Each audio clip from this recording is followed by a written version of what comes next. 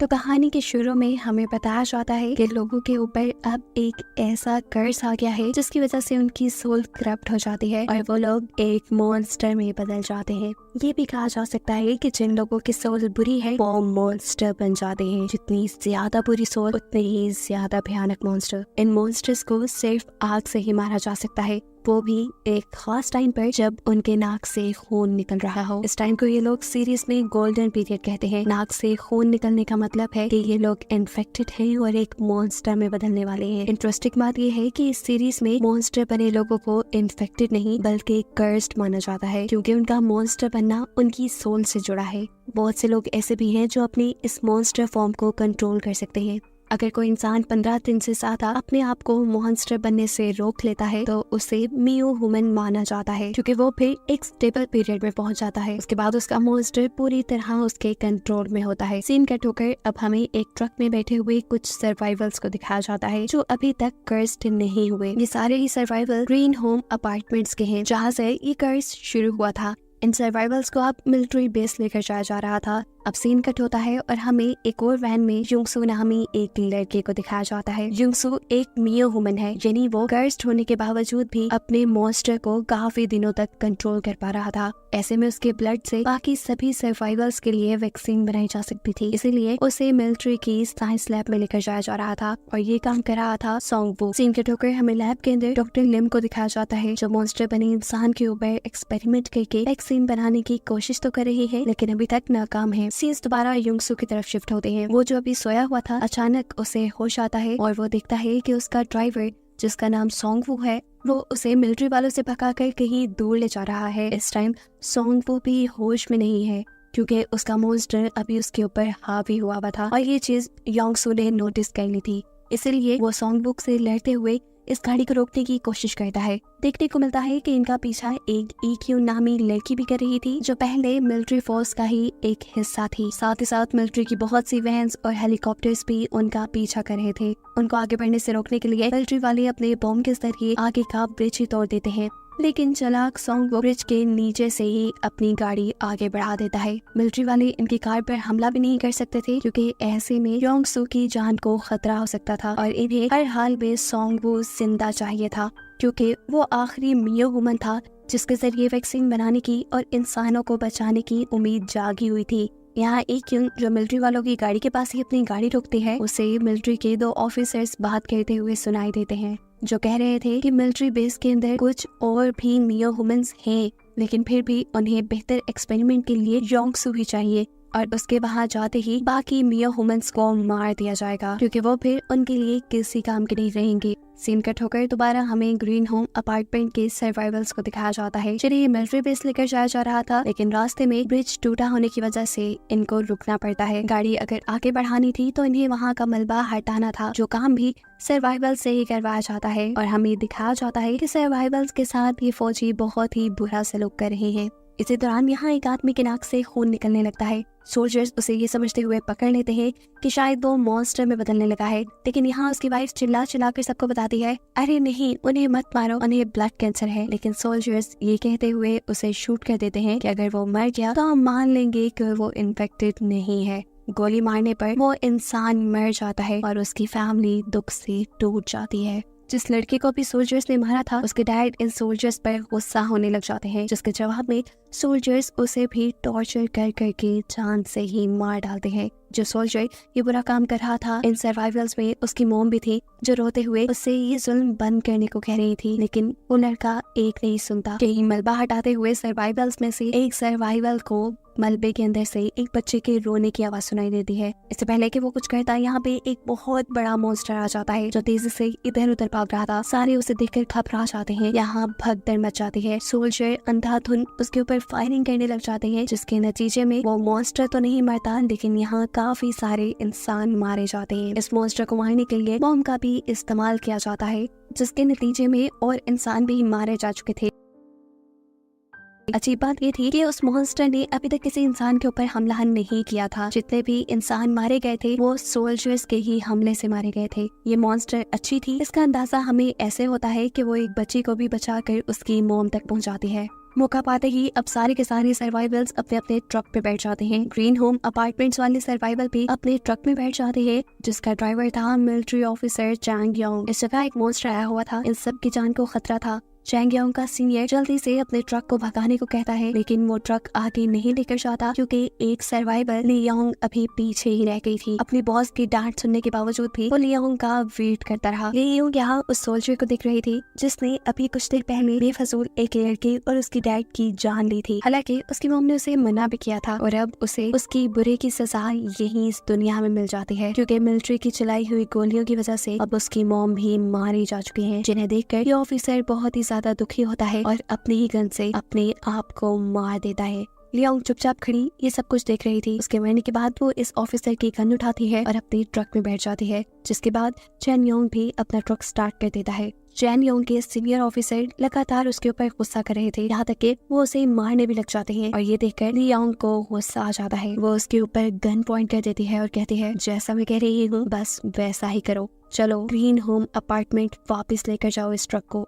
अपनी जान बचाने के लिए चैन योंग के सीनियर ऑफिसर को उसकी बात माननी पड़ी। सीन कट होकर हमें दोबारा उसी ब्रिज का सीन दिखाया जाता है जहाँ पर ये सर्वाइवल्स फंस गए थे और जहाँ पर वो मॉन्स्टर आ गया था। इस मॉन्स्टर को पकड़ने के लिए सार्जेंट टाक की एक नई मिलिट्री टीम आती है। ब्रिज के पास ये लोग आकर देखते हैं कि बहुत से लोग मारे जा चुके थे, लेकिन इन्हें मॉन्स्टर ने नहीं बल्कि इंसानी गोलियों ने मारा था। फिर एक ही सेकंड बाद इनकी नजर उस बड़ी सी मॉन्स्टर के ऊपर भी पड़ जाती है, जिसे पकड़ने के लिए ये उसके ऊपर फायरिंग शुरू कर देते हैं। इतनी ही देर में एक और सार्जेंट को इस मॉन्स्टर का बेबी मॉन्स्टर भी दिख जाता है और मालूम होता है कि ये मॉन्स्टर अपने बच्चे की जान बचाने के लिए यहाँ आई थी। उसका मकसद किसी को मारना नहीं था। अब इस मॉन्स्टर को भी अपना बेबी नजर आ चुका था। इससे पहले कि वो उसे बचाने के लिए उसके पास आती, दूसरा सार्जेंट उसके बेबी के ऊपर अपनी बंदूक रखते हुए उसे आगे बढ़ने से रोकता है और ऐसे बाकी मिलिट्री ऑफिसर्स उसे जलाकर मार डालते हैं। मॉन्स्टर का बेटा अपनी मॉम को मरते देखकर बहुत ज्यादा दुखी होता है। यहाँ भी सार्जेंट इस छोटे मॉन्स्टर को भी मारने ही वाले थे, लेकिन तभी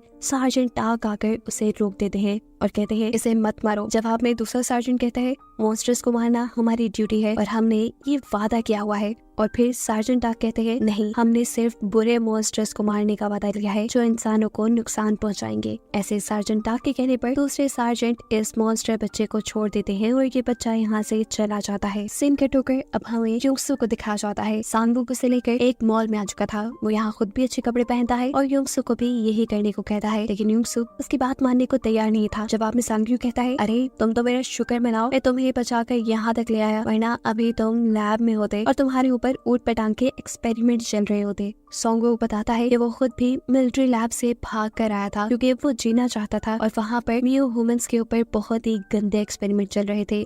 युंगसू से वो कहता है वो अभी भी दोबारा मिलिट्री बेस जाना चाहता है ताकि वो वहाँ से बाकी सभी बचे हुए मियो ह्यूमंस को बचा कर ला सके। युंगसू से वो ये भी कहता है कि मैं एक बुरा इंसान नहीं हूँ और ना ही बुरा मॉन्स्टर हूँ। मैं बेवजह किसी को नहीं मारता। जो कोई बुरा करता है मैं सिर्फ उसे ही मारता हूँ। उसके सामने ही सांगवुक यहाँ पर एक लड़की को भी मॉन्स्टर से बचाता है, मॉन्स्टर को मारते हुए, और युंगसू से कहता है, अगर तुम चाहो तो मैं किसी को आगे नहीं मारूंगा, लेकिन इसके लिए बस तुम्हें मेरी मदद करनी पड़ेगी। तुम्हें मिलिट्री लैब के सभी मियो ह्यूमंस को बचाना होगा, वो भी मेरे साथ मिलकर। मियो ह्यूमंस की जान बचाने का सुनकर योंगसू भी सांगवुक का साथ देने को तैयार हो जाता है। जिसके बाद ये लोग एक कार लेते हुए लैब के लिए निकल जाते हैं। यहाँ लैब के अंदर भेस बदलते हुए ईक्यून पहले से ही आ गई थी। एक मेजर को गन पॉइंट पे लेते हुए वो लैब के अंदर एक्सेस कर लेती है क्योंकि यहाँ उसे अपने फियांसी को ढूंढना था जो कि एक मियो ह्यूमन था और उसे एक्सपेरिमेंट के लिए लैब के अंदर ले आया गया था। अपने फियांसी को ढूंढने से पहले वो लैब के अंदर एक एक्सपेरिमेंट देखती है जहाँ एक मॉन्स्टर के बिहेवियर को स्टडी करने के लिए उसके सामने उसकी मॉम को लाया जाता है। पहले तो वो मॉन्स्टर काफी कंट्रोल बिहेव करता है, इसीलिए लैब के लोग इस मॉन्स्टर को येलो कैटेगरी में टैग कर देते हैं,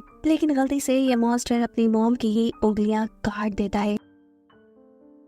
ऐसे उसे खतरनाक जानकर यहाँ के लोग फायर गन से उसे मार देते हैं और अपने बेटे को मरता देखकर उसकी मॉम बहुत ही ज्यादा दुखी होती है। यहाँ युंगसू और सांगवुक जो के लैब के रास्ते में ही थे, उनका अचानक से एक्सीडेंट हो जाता है क्योंकि सांगवुक जो ड्राइव कर रहा था उसके दिमाग पे इस टाइम उसके मॉन्स्टर ने कंट्रोल किया हुआ था और बार बार सांगवुक वाली मेमोरीज दिमाग में आने की वजह से उसका दिमाग डिस्ट्रैक्ट हो जाता है और इनका एक्सीडेंट हो जाता है। एक्सीडेंट में सांगवुक बहुत ज्यादा जख्मी हो चुका था। चोटें तो युंगसू को भी आई थी, लेकिन वो उठ खड़ा हुआ। उसने आसपास देखा कि बहुत से और सोल्जर्स भी यहाँ पर जख्मी हालत में हैं। एक सोल्जर बहुत ही ज्यादा दर्द में था वो युंगसू से रिक्वेस्ट करता है कि प्लीज मुझे मार दो, मुझे इस दर्द से निकाल दो। और बेचारा युंगसू भी उसकी बात मानते हुए उसकी गर्दन मोड़कर उसे जान से मार डालता है। इसके बाद युंगसू दोबारा सैंगवुक के पास आता है। सैंगवुक खुद एक मॉन्स्टर था जिसे उठाकर वो लैब के अंदर जाने लगा। उसे लैब के अंदर जाने से इसलिए डर नहीं लग रहा था क्योंकि उसने तो खुद अपने आप को वॉलंटियर किया था। वो तो खुद चाहता था कि उसकी मदद से बाकी इंसानों को बचाने के लिए वैक्सीन बनाई जा सके। लेकिन हर बढ़ते कदम के साथ सैंगवुक उसे समझाता रहता है, युंगसू तुम गलत कर रहे हो, अंदर मत जाओ, तुम्हारे लिए अंदर खतरा है। लेकिन युंगसू उसकी बात नहीं सुनता और आगे बढ़ने पर मिलिट्री वाले उसके ऊपर फायरिंग करना शुरू कर देते हैं। खैर सीन कट होता है और हम दोबारा लियांग को देखते हैं जो कि मिलिट्री ट्रक को दोबारा ग्रीन होम अपार्टमेंट्स में ले आई थी। वो यहाँ अपने भाई को ढूंढना चाहती थी। लियांग के बदले यहाँ उसके साथी ने मिलिट्री ऑफिसर को गन पॉइंट पे रखा हुआ था, जबकि वो मलबे के अंदर अपने भाई को ढूंढ रही थी। उसे यहाँ अपना भाई तो नहीं मिलता लेकिन उसका कुछ सामान और अपनी एक फैमिली फोटो मिलती है जिसे उसका भाई हर वक्त उसके साथ रखा करता था।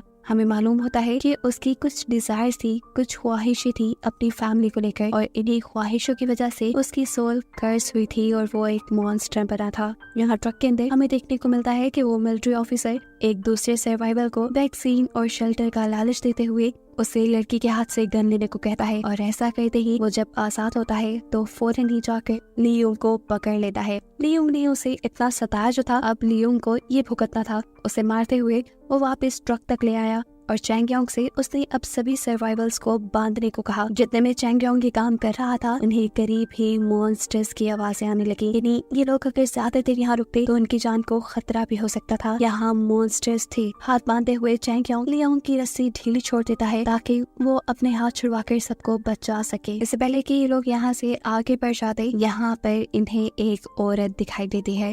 हमें मालूम होता है कि 1 साल पहले उसका बेटा मारा गया था और अब वो अपने एक ककून से निकली थी। वो भी एक मॉन्स्टर में बदलने वाली थी और उसे देखकर कहीं से ये नहीं लग रहा था कि अब वो इंसान है। चैंगयोंग के सीनियर ऑफिसर को लगता है कि यही वो मॉन्स्टर है जिसकी आवाज़ें उन्हें सुनाई दे रही थी, इसीलिए वो पेट्रोल छिड़ककर इस औरत को मारने की कोशिश करता है। लेकिन इससे पहले कि वो उसे आग लगा देता, यहाँ एंट्री करता है आधे सर वाला मॉन्स्टर। उसके लंबे लंबे दरख्त की शाखों की तरह वाले हाथ वो मिलिट्री ऑफिसर के पेट में स्टैब करते हुए उसे मार डालता है। यहाँ हम देखते हैं कि चोंगबुक के ऊपर भी एक सांप की तरह का मॉन्स्टर हमला करता है, लेकिन किसी तरह वो उससे बचकर भाग जाता है। तेजी से वो सभी के सभी सर्वाइवल्स को एक बस में बैठने को कहता है, जिसके बाद ये लोग इस बस को चलाकर यहाँ से निकल जाते हैं। इनके यहाँ से चले जाने के बाद हमें बिल्डिंग के अंदर एक और कोकून दिखाया जाता है। हो सकता है कि ये कोकून युमयुक का यानी लियांग के भाई का हो। खैर ये लोग अपना सफर जारी रखते हैं और रास्ते में चैंगयोंग को एक और सर्वाइवल मिलता है जिन्हें ये अपनी बस में बिठा लेते हैं।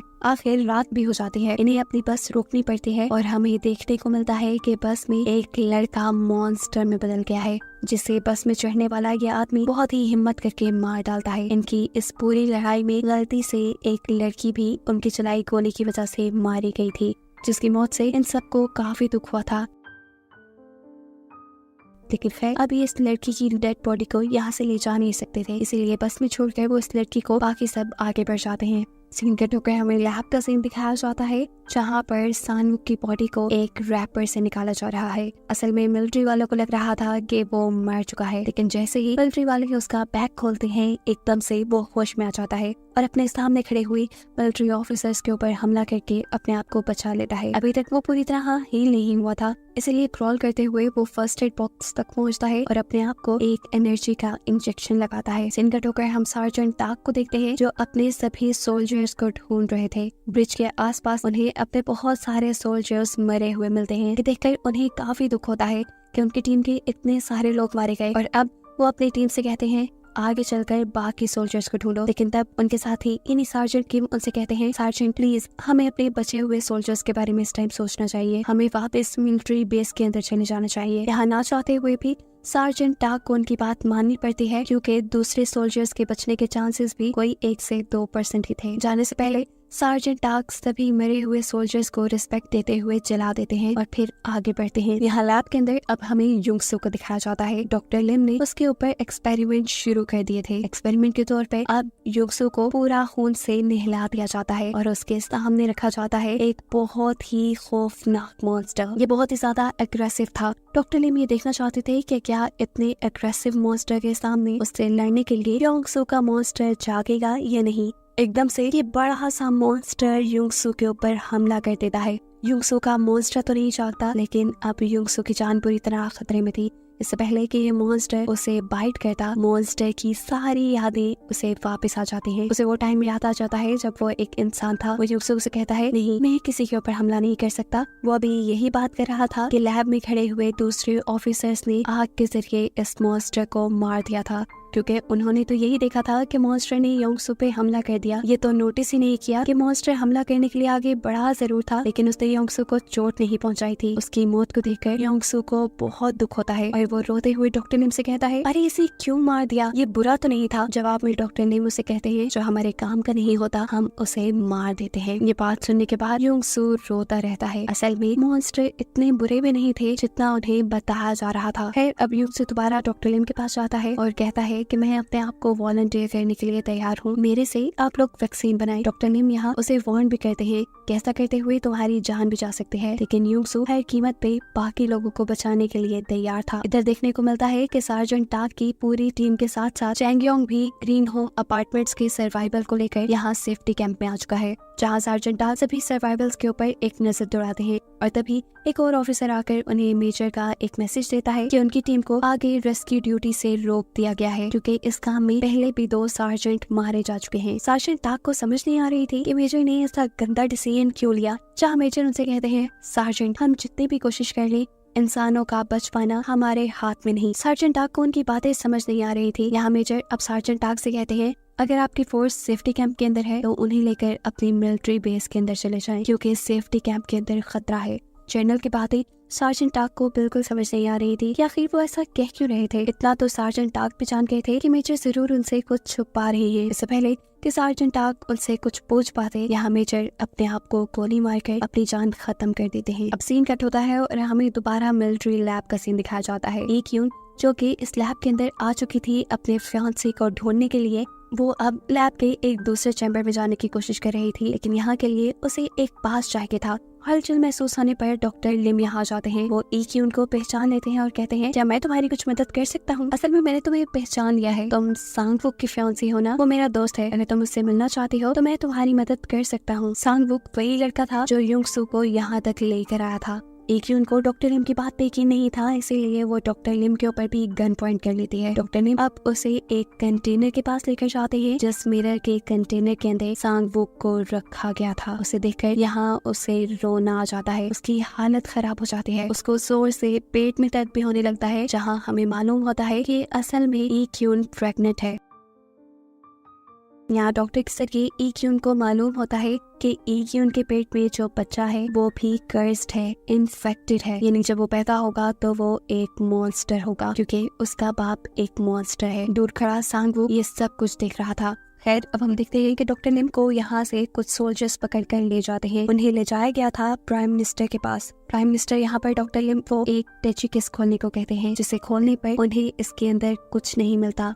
असल में इसके अंदर वैक्सीन होनी चाहिए थी, जिसे डॉक्टर लिम ने पहले ही छुपा दिया था। उससे में अब प्राइम मिनिस्टर डॉक्टर लिम के हाथ पे शूट कर देते हैं और फिर डॉक्टर लिम से कहता है, मुझे लगता है कि आने वाले कुछ अरसे में इस पूरी दुनिया में मॉन्स्टर्स का राज होगा, लेकिन इससे पहले कि सभी इंसान मॉन्स्टर में बदल जाए, मैं सभी इंसानों को खत्म कर देना चाहता हूँ। प्राइम मिनिस्टर की बात सुनकर लिम हंसने लग जाता है और प्राइम मिनिस्टर से कहता है, अगर आपने ऐसा कर लिया तो मैं आपको भी वैक्सीन दे दूंगा, जिससे आप मॉन्स्टर नहीं बनेंगे। लिम की ये बात सुनकर प्राइम मिनिस्टर बस एक बटन दबाते हैं और इससे सेफ्टी कैंप में लगे बहुत से बॉम्ब्स फट जाते हैं और वहाँ जितने भी सर्वाइवल्स को रखा गया था वो सभी मरने लग जाते हैं। और यहाँ पर ये मिस्ट्री रिवील होती है कि क्यों आखिर जनरल सार्जेंट टैंग को सेफ्टी कैंप से दूर रखना चाह रहे थे, क्योंकि उन्हें प्राइम मिनिस्टर के बुरे इरादों के बारे में पहले से ही पता चल गया था और वो प्राइम मिनिस्टर को रोक भी नहीं सकते थे। प्राइम मिनिस्टर के किए हुए इस हमले की वजह से अब हजारों लोग मारे गए थे। ये सब करने के बावजूद भी डॉक्टर लिम प्राइम मिनिस्टर को वो वैक्सीन नहीं देता, क्योंकि अभी तक कोई वैक्सीन बनी ही नहीं थी। सच्चाई जानकर प्राइम मिनिस्टर डॉक्टर लिम को मारने ही वाले थे, लेकिन ठीक वक्त पर यहाँ सार्जेंट टैंक आ जाते हैं।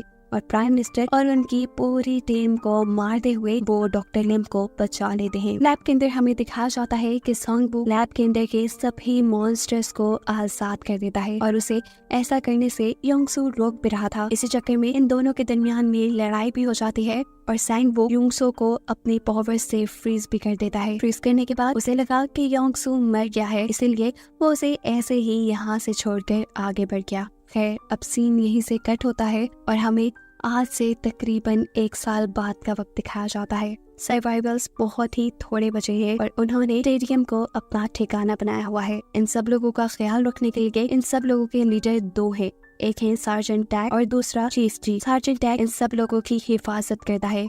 चीफ जी स्टेडियम की देखभाल करती हैं, वहाँ की रिपेयरिंग करती हैं और सब लोगों की मदद भी करती हैं। चीफ जी लोगों की नजरों में तो बहुत अच्छी थी, लेकिन हमें मालूम हुआ कि चीफ जी का एक बहुत ही बड़ा सीक्रेट है। उसने असल में इसी स्टेडियम के अंदर एक मॉन्स्टर को छुपा के रखा हुआ है, जिसके बारे में वो किसी को भी पता नहीं चलने देती, यहाँ तक कि अपनी बेटी को भी नहीं। खैर, अब हम देखते हैं कि चीफ जी अपने पास 2 लड़कों को बुलाते हैं और उन्हें एक काम देती हैं। ये काम था लियोंग का पीछा करने का। लियोंग असल में हर रोज इस स्टेडियम से बाहर जाया करती थी, इस उम्मीद में कि कहीं वो अपने भाई यमयुक को ढूंढ लेगी। चीफ जी लियोंग को बिल्कुल पसंद नहीं करती, वो उसे मरवाना चाहती है क्योंकि उन्हें लगता है कि उनके हस्बैंड की मौत के जिम्मेदार और कोई नहीं बल्कि लियोंग है। वो लियोंग के स्टेडियम से बाहर निकलने के बाद किसी को भी नहीं बताती, क्योंकि वो चाहती है कि लियोंग किसी दिन बाहर से इन्फेक्टेड होकर आए, एक मॉन्स्टर बनकर आए और इसी चीज को बहाना बनाते हुए वो लियोंग को मार डाले। लियोंग से वो इतनी ज्यादा नफरत करती थी, हालांकि वो ये बात नहीं जानती थी कि उसकी हस्बैंड की मौत के पीछे लियोंग का तो कोई हाथ था ही नहीं। असल में पास्ट में हुआ ये था कि एक मॉन्स्टर ने लियोंग पर और उनके हस्बैंड पे एक ही टाइम पे हमला किया था। फिर इन दोनों को ओवर पावर करने के बाद लियोंग को छोड़ दिया, लेकिन चीफ जी के हस्बैंड को मार दिया। और तब से चीफ जी को लगने लगा कि जरूर उनके हस्बैंड की मौत के पीछे लियोंग का हाथ था। खैर, प्रेजेंट में अब हम देखते हैं कि लियोंग स्टेडियम से बाहर आ चुकी है और उसके पीछे अब चीफ जी के भेजे हुए गुंडे भी। लियोंग के पीछे कोई है, इस चीज की खबर लियोंग को भी हो जाती है, इसलिए अपनी जान बचाकर वो यहाँ से भागने लगी। चीफ जी के गुंडे अपनी बंदूकों से लियोंग को मारने की कोशिश करते हैं, लेकिन लियोंग बचकर वहाँ से भाग निकलती है। लियोंग जाकर जिस फैक्ट्री में छुपी थी, उसी फैक्ट्री के अंदर अब वो गुंडे भी आ चुके थे। इससे पहले कि वो लोग यहाँ लियोंग को देखते, उनकी नजर यहाँ बैठी एक बच्ची पे पड़ती है। इसका नाम है आही। देखने में तो ये बच्ची बिल्कुल नॉर्मल लग रही थी, लेकिन अचानक से ये बच्ची उस लड़के का हाथ पकड़ते हुए उसे मॉन्स्टर बना देती है। वो लड़का मॉन्स्टर बनते ही अपने दूसरे साथी को मार डालता है और फिर देखते ही देखते इस फैक्ट्री के अंदर बहुत से मॉन्स्टर्स निकल आते हैं। इन मॉन्स्टर्स में से एक ने लियोंग के ऊपर भी हमला कर दिया था और इससे पहले कि मॉन्स्टर लियोंग को मार देता, कोई आकर लियोंग को बचा लेता है। लियोंग जैसे ही फैक्ट्री से बाहर आती है तो उसे अपने सामने आही नजर आती है। आही के बाजू पे बिल्कुल वैसा ही कपड़ा बंधा था जैसा लियोंग के बाजू पे बंधा था और ये देखकर लियोंग समझ गई कि जरूर इस लड़की का उससे कोई ताल्लुक है। इस लड़की ने या शायद इसके ही किसी साथी ने उसे एक मॉन्स्टर से बचाया था। लियोंग के पास जाना चाहती थी, वो जानना चाहती थी कि आही कौन है। वो उसे अपने साथ पे चलने को कहती है, लेकिन हम देखते हैं कि यहाँ पर अचानक चीफ जी का भेजा हुआ तीसरा गुंडा उनके ऊपर हमला कर देता है, जिसे आही ने ही अब रोक लिया था और उसके बाद आही बिना लियोंग से कुछ भी कहे वहाँ से भाग जाती है। स्टेडियम के अंदर हम देखते हैं कि चीफ जी को स्टेडियम की वॉल रिपेयर करने के लिए कुछ लोगों की जरूरत थी। यहाँ एक बूढ़ी औरत आकर चीफ जी से कहती है, क्या मैं भी आपके साथ चल सकती हूँ? मैं भी आपके बहुत काम आऊंगी। असल में उनका मकसद वॉलंटियर करना नहीं था, उनका मकसद था किसी तरह स्टेडियम से बाहर जाना, क्योंकि उनको कैंसर था और वो अपनी आखिरी लाइफ यहाँ घुटन में नहीं गुजारना चाहती थी। बाहर आते ही ये ओल्ड लेडी मौके का फायदा उठाकर भाग जाती हैं। वो यहाँ से कहीं दूर जाना चाहती थी, लेकिन गलती से भागते हुए उनका पाँव लैंड माइन्स पे आ जाता है। ये जमीन के नीचे लगाए हुए बॉम्ब्स थे जो मॉन्स्टर्स को स्टेडियम के अंदर आने से रोकने के लिए लगाए गए थे। लैंड माइन के ऊपर पाँव रखते ही सार्जेंट टाक को खबर मिल जाती है। वो उन्हें बचाने के लिए यहाँ जाते हैं और उनके साथ चोंग यून नाम का एक लड़का भी था, जो किसी तरह लैंड माइन के ऊपर हाथ रखते हुए उनकी जान बचा लेते हैं। लेकिन ठीक तभी इन्हें मालूम होता है कि ये ओल्ड लेडी इन्फेक्टेड है, क्योंकि उसके नाक से खून निकल रहा था। इसका मतलब था कि जल्द ही ये ओल्ड लेडी भी एक मॉन्स्टर में तब्दील होने वाली है। यहाँ सार्जेंट टैक और चैंग वुन उसे मार भी सकते थे, लेकिन वो उसे मारते नहीं बल्कि स्टेडियम के बाहर एक जेल में बंद कर देते हैं। इसी दौरान हम देखते हैं कि इसी ओल्ड लेडी का बेटा, जो कि शेफ जी के कहने पर लियोंग को मारने के लिए गया था वो बहुत ही जख्मी हालत में यहाँ तक पहुँचता है। उसे उठाकर चैंग वून स्टेडियम के अंदर ही बनाई हुई एक छोटी सी फार्मेसी में ले आता है। इस फार्मेसी के अंदर डॉक्टर लिम सबका इलाज किया करते थे। उन्हें इस लड़के के हाथ पे एक ऐसा जख्म दिखाई देता है जैसा जख्म उन्होंने पहले कभी नहीं देखा था। ये हैरान कर देने वाली बात थी। वो उसके ब्लड का सैंपल लेते हुए फौरन ही टेस्ट करते हैं और इन्हें मालूम होता है कि उसके ब्लड के अंदर मॉन्स्टर्स वाले सेल हैं। लेकिन हैरानी की बात ये थी कि इन्फेक्टेड होने के बावजूद भी वो एक मॉन्स्टर में बदला नहीं था। अब डॉक्टर लिम इस लड़के से सवाल करते हैं कि तुम आखिर गए कहाँ थे और तुम्हें ये चोट लगी कैसे। तब ये लड़का बताता है कि वो एक फैक्ट्री तक गया था जहाँ पर एक लड़की ने उसे छुआ और उसके छूते ही उसे ये जख्म आ गए। असल में ये लड़का आही के बारे में ही बात कर रहा था। अब ये जरूरी था कि इस लड़की के मॉन्स्टर फॉर्म को बाहर लाया जाए वरना ये लड़का और भी लोगों को इन्फेक्टेड कर सकता था, जिसके लिए डॉक्टर लिम अब उसको ये सच्चाई बता देते हैं कि तुम्हारी मॉम एक मॉन्स्टर बन चुकी है, तुम्हें यहाँ सभी लोगों को बचाने के लिए उन्हें मारना होगा। डॉक्टर लिम की बात मानते हुए वो पॉइजन लेकर स्टेडियम से बाहर अपनी मॉम के पास चला जाता है। वो अपनी मॉम को जहर दे देता है ताकि उसकी मॉम इस सारे दर्द से अपनी जान छुड़वा ले। लेकिन देखता है कि पॉइजन लेने के बावजूद भी उसकी मॉम नहीं मरी। ये देखकर उसे गुस्सा आ जाता है। उसके अंदर का मॉन्स्टर अब बाहर निकलने लगता है,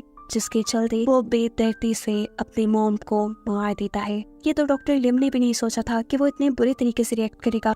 डॉक्टर लिम अब फौरन सार्जेंट डाक के पास जाते हैं और उन्हें उस लड़के के बारे में बताते हैं जिसके ब्लड के अंदर तो मॉन्स्टर का ब्लड था लेकिन उसके अंदर कोई भी मॉन्स्टर वाली हरकत नहीं थी। वो सार्जेंट से पूछते हैं बताएं उस लड़के का क्या करना चाहिए। सार्जेंट उससे कहते हैं कि उस लड़के को आप नहीं मारें, आपको हमने यहाँ इसीलिए रखा है ताकि ज्यादा से ज्यादा लोगों की जान बचाई जा सके और लोगों को ये उम्मीद दिलाई जा सके कि सभी लोग मॉन्स्टर्स में नहीं बदलेंगे, इसीलिए प्लीज आप सब लोगों की उम्मीद को जिंदा रखें। खैर यही अब हमें पता चलता है कि सार्जेंट टैग का एक सोल्जर गायब हो चुका था और उसके बारे में एक दूसरा सोल्जर आकर खबर देता है कि वो कहीं गायब नहीं हुआ बल्कि अपनी मर्जी से स्टेडियम से बाहर गया है क्योंकि उसकी वाइफ बीमार थी। वो उसे हर हाल में बचाना चाहता था। सोल्जर बताता है वो ज्यादा दूर नहीं गया होगा, बस बाहर किसी फार्मेसी या हॉस्पिटल तक गया होगा जहाँ से अपनी वाइफ के लिए मेडिसिन ला सके। अब हम सोल्जर चैंग वून को देखते हैं जिसने अभी ओल्ड लेडी की जान बचाई थी। उसे मालूम होता है कि लियोंग हर रोज बाहर निकलती है, जो जानकर उसे डर लगता है और वो यहाँ लियोंग को समझाने आता है कि प्लीज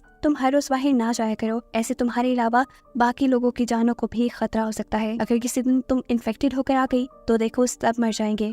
अभी ये दोनों बातें ही कर रहे थे कि यहाँ पर आही आ जाती है। आही यहाँ लियोंग का नाम पुकारती है और लियोंग शौक होकर उससे पूछती है तो मुझे कैसे जानती हो। जवाब में आही कहती है अगर तुम्हें सब कुछ जानना है तो चलो मेरे साथ चलो। आही ने इस टाइम उसके आगे अपना हाथ बढ़ाया था। इससे पहले कि लियोंग उसे अपना हाथ पकड़ा देती, यहाँ इक्यून यानी इस बच्ची आही की मोम आकर उसके हाथों को जल्दी से पकड़कर एक कपड़े से बांध देती है। उसने ऐसा इसलिए किया था कि उसकी बेटी के अंदर मॉन्स्टर्स वाली अजीब पावर्स थी जिसकी वजह से वो किसी को भी छू कर मॉन्स्टर बना सकती थी। इक्यून यहाँ लियोंग और सोल्जर चैंग वून को देखकर ही कहते हैं आप सब यहाँ से चले जाएं, मुझे किसी की जरूरत नहीं, मैं बस अकेले रहना चाहती हूँ। ये कहने के बाद वो अपनी बेटी आही को लेकर यहाँ से चली जाती है। लियोंग फौरन उनका पीछा करने के लिए आगे बढ़ती है तो गलती से एक गड्ढे में गिर जाती है। चैंग वू जो भी उसके पीछे आ रहा था वो उसका हाथ पकड़कर उसके बचाने की कोशिश करता है लेकिन एकदम से पीछे से कोई आकर चैंग वू को भी धक्का दे देता है और ये दोनों ही इस गड्ढे के अंदर गिर जाते हैं। यहाँ गड्ढे में गिरने के बाद लियोंग चैंग वू को बताती है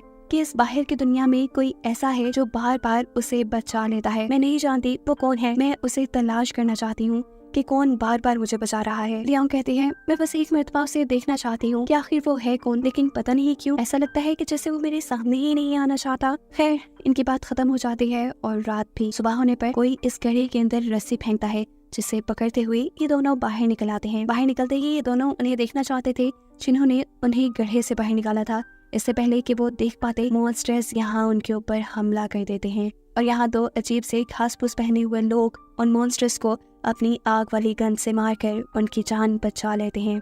लियोंग उनसे पूछती है आप कौन, लेकिन ये दोनों उनकी बातों का जवाब दिए बगैर उनके हाथों को बांधकर फैक्ट्री के अंदर बंद कर देते हैं। यहाँ हमें इक्यून को दिखाया जाता है जो इस टाइम अपनी बेटी आही को डांट रही थी क्योंकि उसने एक और मर्तबा एक और इंसान को छूकर उसे मॉन्स्टर बना दिया था। हालांकि इक्यून ने उसे हजारों मर्तबा मना किया था, उसे बार बार ये कहा था कि तुम्हें एहतियात करनी है। आही को सजा देने के लिए अब वो आही को वॉशरूम में बंद कर देती है। गलती से बाथरूम के अंदर किसी तरह से आग लग जाती है और मजबूरन इक्यून को अपनी बेटी को बचाने के लिए उसे वहाँ से बाहर निकालना पड़ता है। इस टाइम हम देखते हैं कि ये लोग एक बोट पे थे और यहीं पर आही का एक मॉन्स्टर दोस्त भी आया था। इस मॉन्स्टर को देखकर इक्यून उस मॉन्स्टर के ऊपर फायर कर देती है, ये जाने बगैर कि वो आही का दोस्त है। अपने आप को बचाने के लिए वो मॉन्स्टर पानी के अंदर जंप कर देता है। अब आही, जिसने ये देखा था कि उसकी मॉम ने उसके दोस्त को मार दिया, उसे लगता है कि उसकी मॉम मॉन्स्टर्स को पसंद नहीं करती। उसे लगता है कि उसकी मॉम चाहती है कि वो उनकी जिंदगी से बहुत दूर चली जाए, इसीलिए वो अपनी मॉम से कहती है, आप मुझे नहीं अपने पास रखना चाहती ना, इसीलिए मैं जा रही हूँ। ये कहते ही वो भी पानी के अंदर जंप कर देती है। इक्यून उसे बचाने के लिए फौरन पानी के अंदर जंप करती है, लेकिन उन्हें अब आही कहीं नजर नहीं आ रही थी। सीन्स एकदम से फ्लैशबैक में शिफ्ट होते हैं, जहाँ आही पैदा हुई थी। उसके पैदा होने के बाद इक्यून को लगने लगा कि उसने एक मॉन्स्टर को जन्म दिया है, उसे इस मॉन्स्टर को मार देना चाहिए। लेकिन उसके मारने से पहले ही योंगसू यहाँ आ जाता है। इक्यून इस बच्ची को यहाँ छोड़कर चली जाती है, जिसे योंगसू उठा लेता है और पालना शुरू कर देता है। हर गुजरते दिन के साथ इक्यून को ये एहसास होने लगा था कि अगर योंगसू उसकी बेटी को पाल सकता है तो वो क्यों नहीं। उसने आज तक कोई मॉन्स्टर वाली हरकत नहीं की थी, वो एक नॉर्मल इंसान थी। इसी सोच के चलते एक दिन इक्यून अपनी बेटी को अपना लेती है, लाइफ बेहतरी की तरफ जाना शुरू करती है। लेकिन फिर एक दिन कुछ लोग आही के ऊपर हमला कर देते हैं। इक्यून फौरन उसे बचाने जाती है तो देखती है कि आही को इस हमले से कुछ भी नहीं हुआ था, उल्टा वो तो खड़े होकर सबको छू छू कर मॉन्स्टर बनाने लगी थी। और ये देखकर उसे एहसास हो गया कि वो गलत थी, उसकी बेटी आही एक मॉन्स्टर ही थी। और ये जानकर उसे बहुत ज्यादा दुख होता है। वो अपनी बेटी को लेकर घर आ जाती है और उसके हाथ पे एक कट लगा देती है, ताकि आही के मुकम्मल मॉन्स्टर बनने के बाद भी वो आही को पहचान सके।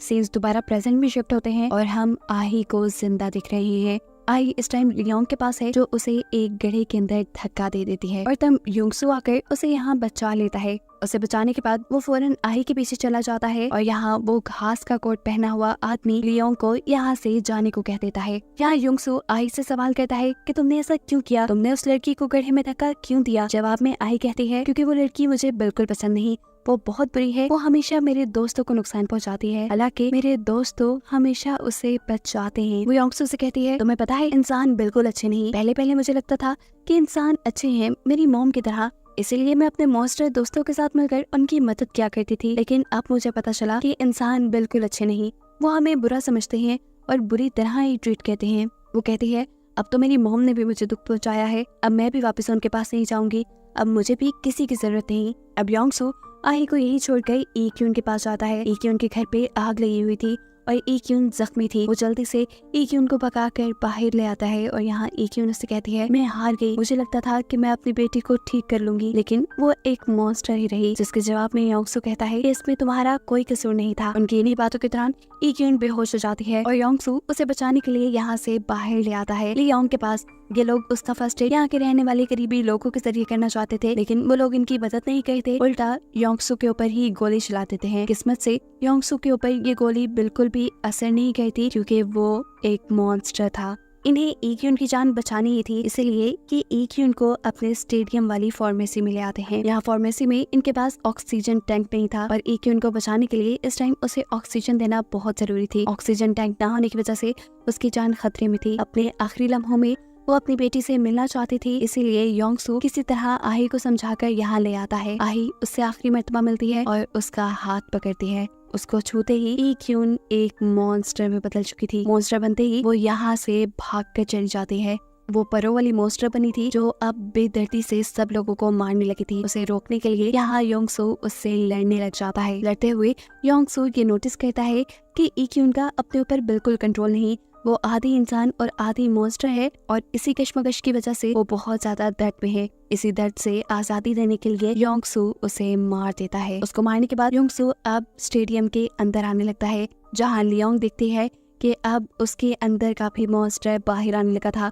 इससे पहले कि वो उसे कोई नुकसान पहुंचा देता, लियोंग एक डंडा उठा लेती है। योंगसू का मॉन्स्टर लियोंग से बात करता है और उसे बताता है कि योंगसू बहुत ज्यादा थक चुका है, अगर वो ऐसे ही रहा तो जल्द ही मर जाएगा और मैं ऐसा होने नहीं देना चाहता, इसीलिए अब मुझे यानी मॉन्स्टर को उसकी बॉडी पे कब्जा करना होगा। सीन कट होकर हमें दिखाया जाता है कि स्टेडियम के अंदर किसी मॉन्स्टर के होने के सिग्नल्स मिले थे। हमें मालूम होता है कि सार्जेंट टाक ही इन्फेक्टेड हो चुके थे। ये बात डॉक्टर लिम को भी पता थी और डॉक्टर लिम उनसे कहते हैं कि मैं आपको स्पेशल इन्फेक्टी में बदल दूंगा, जिसकी वजह से आप कभी मॉन्स्टर नहीं बनेंगे बल्कि इंसानों वाली फॉर्म में ही रहेंगे। ऐसा करना आपके लिए बहुत जरूरी है क्योंकि आपके अलावा इस जगह को कोई कंट्रोल नहीं कर सकता। यहाँ पर चीफ जी ने जिस कंटेनर के अंदर एक मॉन्स्टर को रखा हुआ था, वो मॉन्स्टर शोर मचाना शुरू कर चुका था। इस चीज की खबर सोल्जर्स जाकर सार्जेंट टाक को देते हैं और बताते हैं कोई है जो यहाँ पे एक मॉन्स्टर है।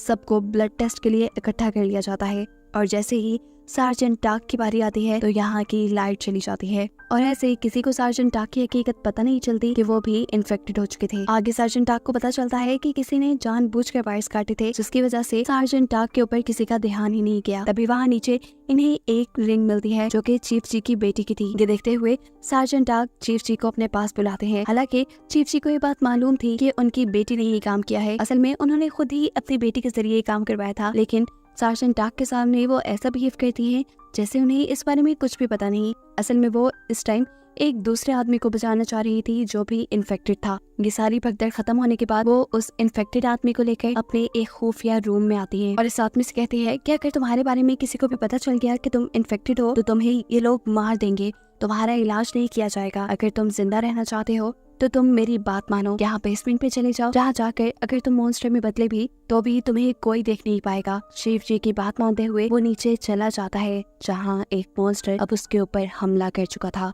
सीन कट होकर अगली सुबह हमें दिखाया जाता है कि डॉक्टर लिम सार्जेंट टैक के साथ युंगसू को ढूंढने के लिए अपने स्टेडियम से बाहर निकले हैं क्योंकि अब उन्हें युंगसू के ब्लड से वैक्सीन बनानी थी सार्जेंट टैक को स्पेशल इन्फेक्टी बनाने के लिए। ये लोग जब रास्ते में थे तो बहुत सारे मॉन्स्टर इनके ऊपर हमला कर देते हैं और ये देखकर डॉक्टर लिम हैरान होते हैं और सार्जेंट टैक से कहते हैं कि मॉन्स्टर में एक चीज कॉमन थी, ये लोग आपस में बात नहीं कर पाते थे, लेकिन आज इन लोगों ने एक टीम की शक्ल में हमला किया है। इसका मतलब ये लोग किसी खास चीज के पीछे पड़े हैं। खैर ये लोग अब अपनी पुरानी लैब के अंदर पहुंच जाते हैं, जहां जाने पे अब लैब के अंदर डॉक्टर लिम को एक बहुत बड़ा कोकून नजर आता है। इन्हें यहाँ पर बहुत से म्यू ह्यूमन भी मिलते हैं जिनके ऊपर गन पॉइंट करते हुए सार्जेंट किम उनसे योंगसू के बारे में पूछते हैं, जिनके बारे में इन्हें कुछ भी पता नहीं था। दूसरी तरफ डॉक्टर लिम यहाँ पर एक आदमी को देखकर घबरा गए। ये आदमी जोंग था और अपनी इंसानी शक्ल में था। उनके घबराने की वजह क्या थी ये हमें नहीं पता। एकदम से वो आदमी अब अपने आप को एक मॉन्स्टर में बदलते हुए डॉक्टर लिम के ऊपर हमला कर देता है और बताता है कि मैं ही आपका पहला एक्सपेरिमेंट था।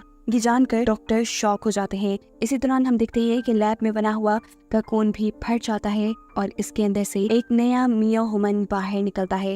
ये कोई और नहीं बल्कि लियोंग का भाई युंग योक था, जिसे वो पूरे सीजन में ढूंढते रहे और इसे दिखाते हुए ही ये सीजन यहाँ खत्म हो जाता है।